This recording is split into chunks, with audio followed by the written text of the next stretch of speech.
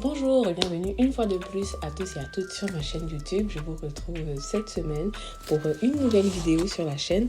Et cette semaine, on va parler en fait du fait que le nombre de postes vacants soit en forte baisse dans la province du Québec.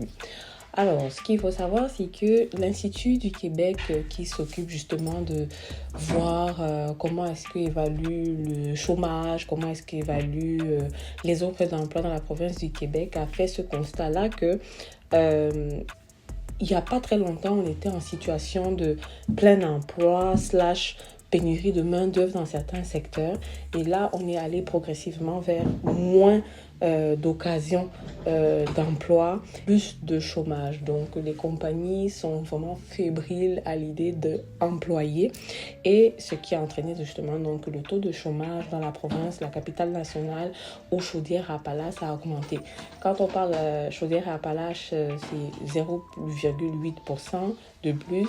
Et la capitale nationale, il me semble que c'était 1,5% de plus.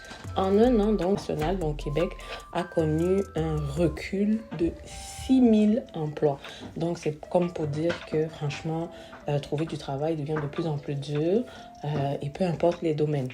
Certains emplois sont beaucoup plus sensibles justement à cette situation-là. Les secteurs qui sont beaucoup touchés par le manque d'emploi, on a la restauration, l'hébergement, tout ça vient avec le fait que l'inflation, les taux de logement sont beaucoup plus chers et tout. En 2024, donc la croissance de la population en âge de travailler, donc à partir de 15 ans et plus, a augmenté.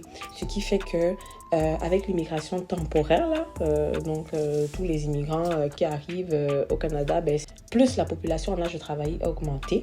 Donc, on est passé à 195 000 personnes en âge de travailler, sauf qu'il n'y a que 72 000 emplois qui ont été effectivement créés. Donc, vous voyez que 195 000, 72 000 emplois, il y a des gens qui ne peuvent pas trouver de travail et ça va être beaucoup plus dur. Réduction maintenant des seuils d'immigration comme annoncé par tous les programmes va encore plus causer des difficultés à ce niveau-là, au niveau des recrutements.